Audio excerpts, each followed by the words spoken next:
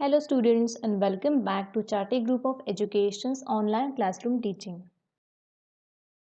So dear students, today we are going to start our second chapter from Science and Technology Part 2.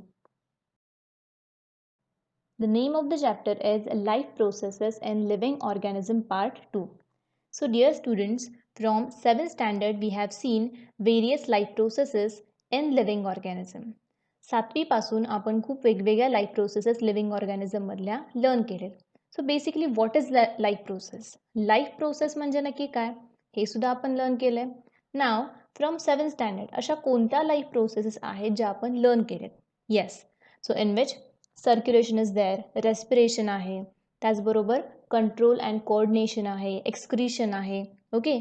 So ह्या आत्तापर्यंत आपण 9वीपर्यंत life processes learn केलेत. But in previous chapter आधीच्या चॅप्टरमध्ये सुद्धा आपण खूप इम्पॉर्टंट अशा 2 लाईफ प्रोसेसेस लर्न केलेत. In which first is cellular respiration and second is cell division. Now त्या दोन्ही लाईफ प्रोसेसेसचं इम्पॉर्टन्स तुम्हाला माहीत आहे, ते आपण ब्रीफली लर्न केले. Now in this chapter we are going to learn another most important life process. या चॅप्टरमध्ये सुद्धा आपण खूप महत्त्वाची अशी एक लाईफ प्रोसेस लर्न करतोय and which is reproduction. So basically what is reproduction? Reproduction म्हणजे नक्की काय? सो सिम्पल आहे, it is one kind of life process. ती एक प्रकारची लाईफ प्रोसेस आहे. Okay. So it is essential for any living organism. ती कोणत्याही लिव्हिंग ऑर्गॅनिझमसाठी इम्पॉर्टंट आहे. वाय? To remain alive? अजिबात नाही. त्याला जगण्यासाठी इम्पॉर्टंट आहे का? नो. बट मग कशासाठी इम्पॉर्टंट आहे? To continue the count of the species. स्पेसीजचा जो काही काउंट आहे, त्यांची जी काही संख्या आहे ती कंटिन्यू करण्यासाठी और इन्क्रीज करण्यासाठी रिप्रोडक्शन ही प्रोसेस आहे. So first of all we will see what is the definition of reproduction. रिप्रोडक्शनची डेफिनेशन काय ते आपण इथे लर्न करूया. So formation of new organism of same species by earlier existing organism is called as reproduction. Definition is very simple आणि तेवढीच ती important सुद्धा आहे. सो डेफिनेशन काय सांगते? First of all reproduction is formation of new organism. That means production of a new organism. एक नवीन organism याच्यामधून या प्रोसेसमधून तयार होतोय और प्रोड्यूस होतोय. बट ऑफ सेम स्पेसीज म्हणजे त्याच सेम स्पेसीजपासून त्याच टाईपच्या स्पेसीजचा नवीन ऑर्गॅनिझम फॉर्म होणार आहे. बाय अर्लियर एक्झिस्टिंग ऑर्गॅनिझम म्हणजे आधीच एक्झिस्ट असलेल्या, आधीच अस्तित्वात असलेल्या ऑर्गॅनिझमपासून ही प्रोसेस होणार आहे. त्यालाच आपण काय म्हणतोय? Reproduction. So basically formation of new organism of same species by earlier existing organism is called as reproduction. म्हणजेच आधीच अस्तित्वात असलेल्या एखाद्या ऑर्गॅनिझमकडून एका नवीन ऑर्गॅनिझमची उत्पत्ती होते, त्याला आपण काय म्हणणार आहे? Reproduction. Now in living organism reproduction occurs mainly by 2 methods. म्हणजे जे सजीव आहेत, जे लिव्हिंग ऑर्गॅनिझम आहेत, त्यांच्यामध्ये ही रिप्रोडक्शनची प्रोसेस 2 मेथड्सनी होते. In which first is asexual reproduction and second is sexual reproduction. So one by one we are going to learn what is asexual reproduction and what is sexual reproduction. Sexual reproduction. So this is the first method of reproduction. आता नक्की याचं meaning काय किंवा ह्या प्रोसेसमध्ये नक्की ह्या मेथडमध्ये नक्की काय होतं ते आपण लर्न करूया. This is the definition of asexual reproduction. Process of formation of new organism by an organism of same species without involvement of gametes is called as asexual reproduction. Okay. जे आपण रिप्रोडक्शनची डेफिनेशन बघितले तीच आपल्याला continue करायची, but त्याच्यामध्ये एक part add करायचा. कोणता part? Without involvement of gametes. Okay. So आपण लर्न करूया नक्की याच्यामध्ये काय. So basically it is process of formation of new organism. Simple reproduction म्हटल्यानंतर त्याच्यामधून एक नवीन ऑर्गॅनिझम फॉर्म होतोय. By an organism of same species, म्हणजे त्याच सेम स्पेसिस मधला ऑर्गॅनिझम तो प्रोड्यूस करणार आहे. But what is the main condition? Without involvement of gametes, म्हणजे या प्रोसेसमध्ये गॅमेट्सची कोणतीही इन्व्हॉल्वमेंट नाही आहे. But what is gamete? Gamete म्हणजे काय?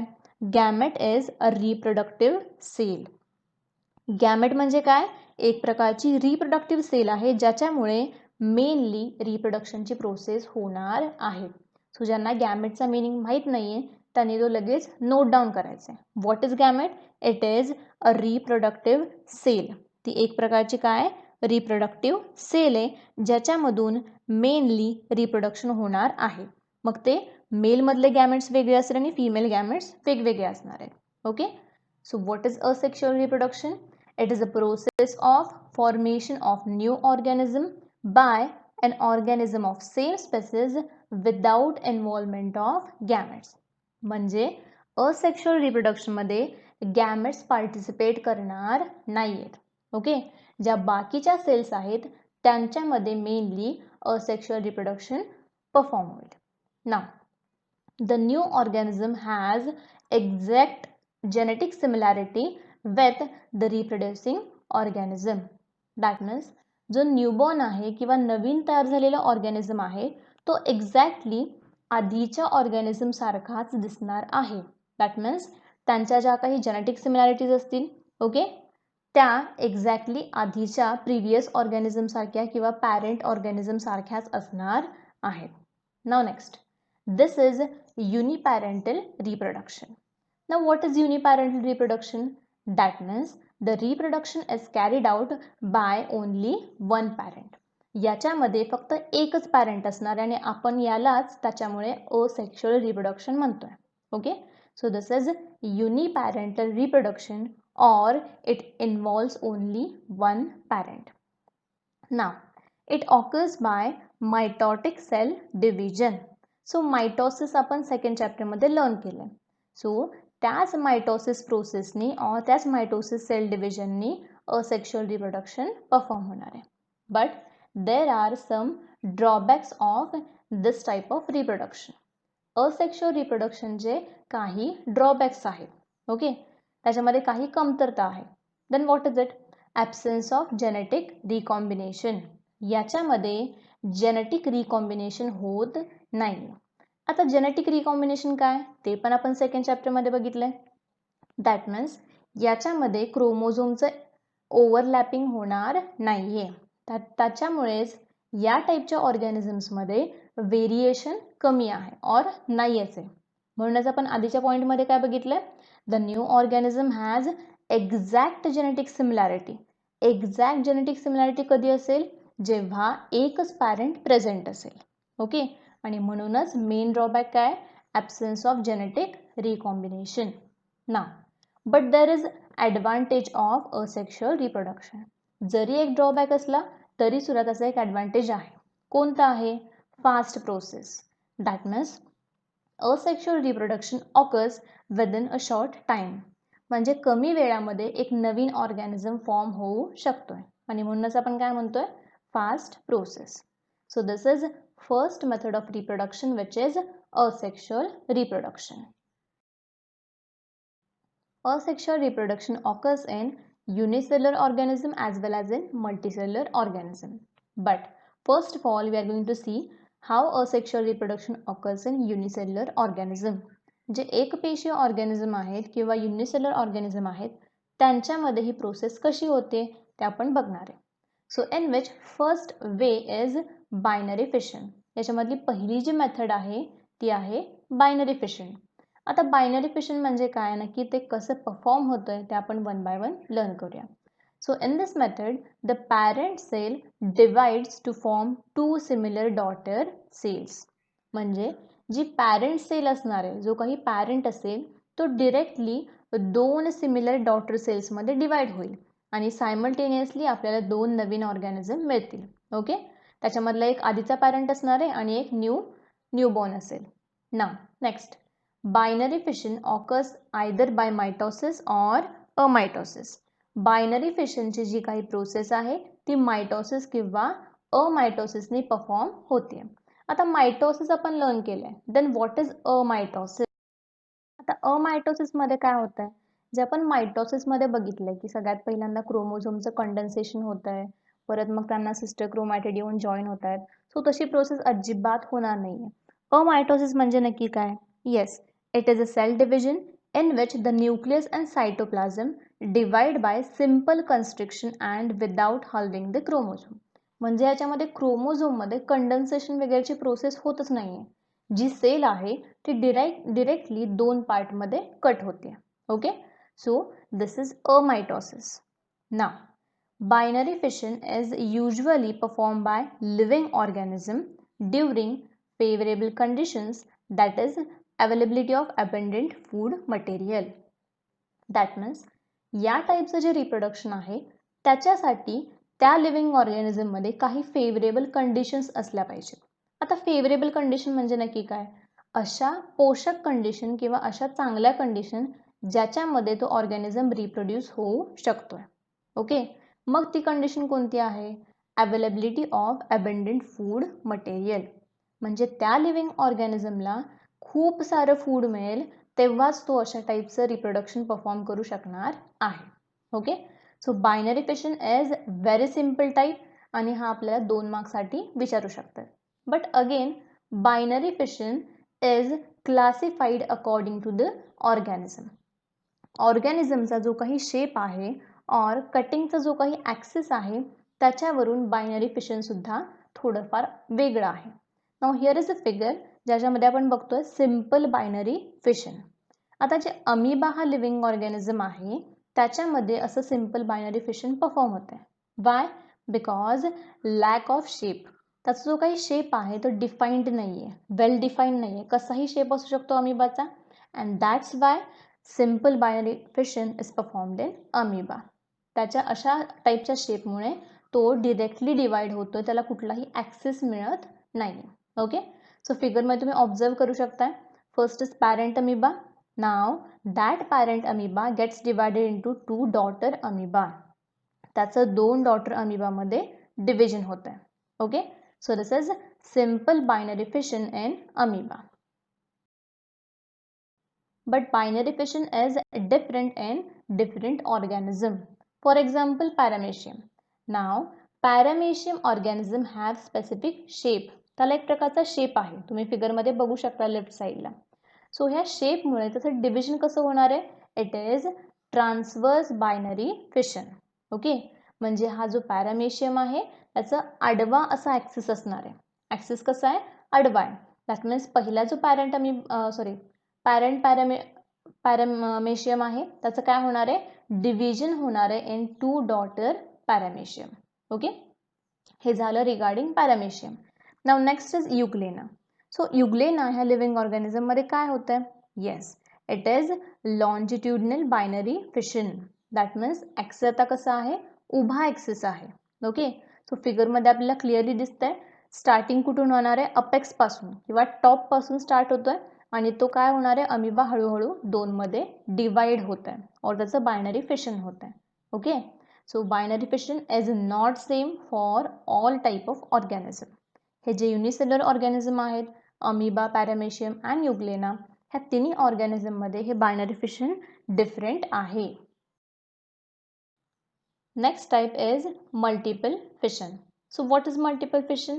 सो मल्टिपल फिशनमध्ये नक्की काय होतं ते आपण 1 बाय 1 लर्न करतो. So mainly it is performed in amoeba.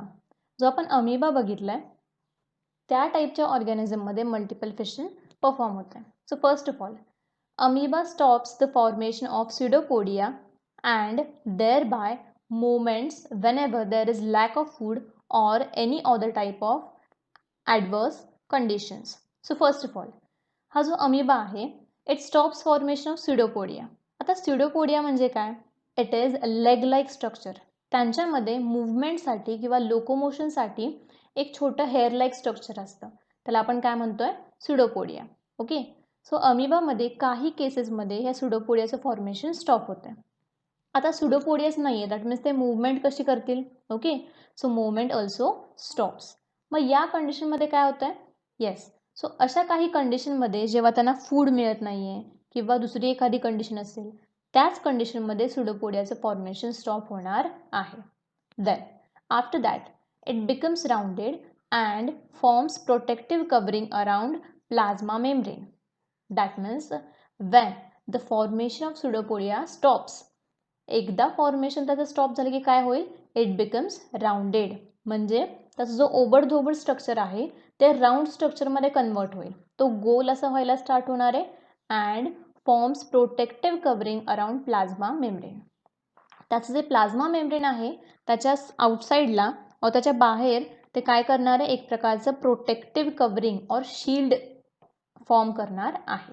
Now such encysted amoeba or any other protect is called as cyst. तर तुम्ही cyst किंवा cyst म्हणू शकताय. ओके, सो जेव्हा अशा टाईपचा अमिबा फॉर्म होईल, ओके, त्या प्रोटेक्शनला और त्या कवरला आपण काय म्हणणार आहे, साइस्ट म्हणणार आहे. एन्साइस्टेड अमिबा म्हणजे राउंडेड अमिबा. ना आता तुम्ही फिगरमध्ये बघू शकताय, फर्स्ट इज पॅरेंट अमिबा. हा पॅरेंट अमिबाचा शेप चेंज झाला सेकंड स्टेजमध्ये अँड त्यांनी काय केलंय, it form a protective covering. त्याने एक प्रकारचं प्रोटेक्टिव्ह कवरिंग फॉर्म केलंय. ओके, अँड हेन्स आपण त्याला काय म्हणतोय, साइस्ट म्हणतोय. Now many nuclei are formed by repeated nuclear division in the cyst. हे जे साइस्ट आहे त्याच्या आतमध्ये काय होतंय, nuclear division, repeated nuclear division होत आहे. म्हणजे सुरुवातीला फक्त एक न्यूक्लियस असणार आहे, बट त्याचं काय होणार आहे, कंटिन्युअसली डिव्हिजन होईल and that's why many nuclei are formed. याच्यामध्ये थर्ड स्टेजला तुम्ही बघू शकता, आतमध्ये खूप सारा न्यूक्लिया आणि सायटोप्लाझम फॉर्म झालेलं आहे. So it is followed by cytoplasmic division. एकदा न्यूक्लियस डिव्हिजन झाला की परत सायटोप्लाझम सुद्धा डिवाइड होणार आहे and many amoebulae are formed. एक जेव्हा अमिबा असतो तेव्हा आपण त्याला अमिबा म्हणतोय, बट असे खूप सारे अमिबाज असतील तेव्हा आपण त्याला काय म्हणणार आहे, amoebulae. Okay, so many amoebulae are formed. तुम्ही फिगरमध्ये बघू शकताय, एकापेक्षा जास्त आतमध्ये अमिबा फॉर्म झालेले आहेत. But in some favourable conditions, again काही फेवरेबल और चांगल्या कंडिशन्समध्ये काय होणार आहे, हे जे बाहेरचं प्रोटेक्टिव्ह कवरिंग होतं आपण मगाशी बघितलेलं, हे ब्लू कलरचं दिसतंय आपल्याला इथे. Okay, so that protective covering और साइस्ट ब्रेक्स, म्हणजे काय होणार आहे, ते तुटणार आहे, ब्रेक होणार आहे. ओके, आणि एकदा ते तुटलं की लास्ट स्टेजला बघू शकताय, मेनी अमिबलीज आर रिलीज्ड. म्हणजे आतमधल्या ज्या काही नवीन फॉर्म झालेल्या अमिबलीज आहेत किंवा अमिबाज आहेत ते काय होतात, आता रिलीज होत आहेत अँड ॲज अ इंडिव्हिज्युअल त्यांचं लाईफ सर्वाईव्ह करतील. Okay, so this is multiple fission. Multiple fission is again important one. हा परत एकदा तुम्हाला 2 मार्क्ससाठी किंवा 3 मार्क्ससाठी विचारू शकतात. और सेपरेटली दिस फिगर, ही जी आपण खाली फिगर बघतोय ती फिगर तुम्हाला 2 मार्क्ससाठी विचारतील. सिम्पल आहे. याच्यामध्ये होतंय काय, सगळ्यात पहिल्यांदा पॅरेंट अमिबा आहे, त्याच्या अराउंड काय होणार आहे, जेव्हा सुडोपोडियाचं फॉर्मेशन स्टॉप होईल त्याच्यानंतर एक प्रोटेक्टिव्ह कवर फॉर्म होतोय. त्या कवरच्या आतमध्ये काय होतंय, रिपिटेटिव्ह न्यूक्लियर आणि सायटोप्लाझमिक डिव्हिजन होतील, आत खूप सारे अमिबा तयार होतील आणि फेवरेबल कंडिशनमध्ये हे कवरिंग तुटून त्याच्यामधून खूप सारे अमिबाज तयार झालेले बाहेर पडतील. Okay, simple. Now next is budding. पुढचा आपला टाईप कोणता आहे, budding. So again this type of reproduction occurs in east. Okay, east जे काही सेल आहे त्याच्यामध्ये बडिंग मेनली परफॉर्म होतं. आता ईस्ट म्हणजे काय, मोस्टली बेकिंग प्रोसेसमध्ये एक पदार्थ वापरला जातो. Okay, that is nothing but east. तो काय आहे, ईस्ट आहे. तुम्ही मोस्टली ऑब्झर्व सुद्धा केला असेल. आता या ईस्टमध्ये कसं होतं हे डिव्हिजन और कसं या टाईपचं रिप्रोडक्शन परफॉर्म होतंय ते आता आपण बघणार आहोत. Now yeast cell produces 2 daughter nuclei by mitotic division. काय याच्यामध्ये झालेलं आहे, सगळ्यात पहिल्यांदा ईस्टची सेल आहे त्याच्या आतमधलं जो न्यूक्लियस आहे त्याचं डिव्हिजन 2 न्यूक्लियायमध्ये झालं आहे, डॉटर न्यूक्लियायमध्ये. Okay, so this yeast cell is called as parent cell. That means या रिप्रोडक्शनच्या टाईपमध्ये सगळ्यात पहिल्यांदा जो ईस्ट पार्टिसिपेट करतोय तो कोण आहे, parent yeast cell. Now a small bulge appears on the surface of parent cell called bud. Bulge म्हणजे काय, एक प्रकारचा फुगीर भाग. ओके, सो जी पॅरेंट ईस्ट सेल आहे त्याच्या वरच्या साईडला तुम्ही ऑब्झर्व करू शकताय अ स्मॉल बल्ज अपियर्स, एक फुगीर असा पार्ट तुम्हाला दिसतोय and this is nothing but bud. याला आपण काय म्हणणार आहे, बड म्हणतोय. आता याच्या आतमधला जो न्यूक्लियस आहे तो अजून डिवाइड झालाय का, no, but at third stage. सेंटरच्या फिगरला तुम्ही ऑब्झर्व करू शकताय जो न्यूक्लियस होता अगेन त्याचं डिव्हिजन झालेलं आहे and one of the two daughter nuclei enters this bud. Nucleus divide झाल्यानंतर काय झाले, याच्यामधला एक जो छोटा न्यूक्लियाय आहे डॉटर न्यूक्लियाय तो बडमध्ये एंटर केलाय आणि जो पॅरेंटचा रिमेनिंग पार्ट आहे त्याच्यामुळे तो तसंच राहिलाय. Now after sufficient growth bud separates from the parent cell and starts to live independently as daughter yeast cell. That means एकदा त्याची सफिशियंट ग्रोथ झाली तो स्वतः इंडिव्हिज्युअली सर्वाईव्ह करण्यापुरता तो योग्य झाला की काय होणार आहे, तो मेन पॅरेंट सेलपासून डिवाइड होणार आहे. सेकंड लास्ट टाईपमध्ये तुम्ही बघू शकताय. ठीक आहे, इथं काय झालं आहे, पॅरेंट सेलपासून तो डिवाइड झालेला आहे. ओके, आणि एकदा तो पॅरेंट सेलपासून डिवाइड झाला की तो काय करेल, it starts to live independently, म्हणजे तो स्वतःचं लाईफ सर्वाईव्ह करू शकतोय.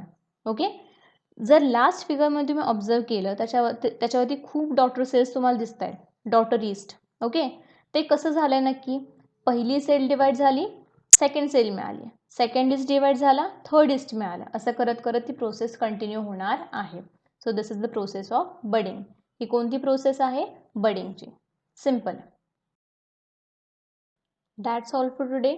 आय होप तुम्हाला सगळे पॉईंट्स समजले असतील. थँक्यू.